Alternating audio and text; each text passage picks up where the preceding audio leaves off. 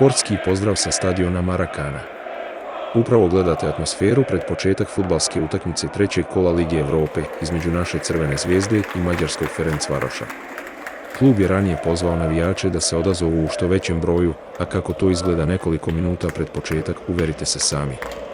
Mirko Ivanić je jučer dao sljedeću izjavu. Svesni smo situacije posle 2 poraza. Ovo je utakmica za hvatanje priključka, da pokažemo da ova grupa tek treba da upozna Zvijezdu. Ubeđen sam da će ove 3 ekipe tek vidjeti ko smo. Imali smo par dana da se pripremimo.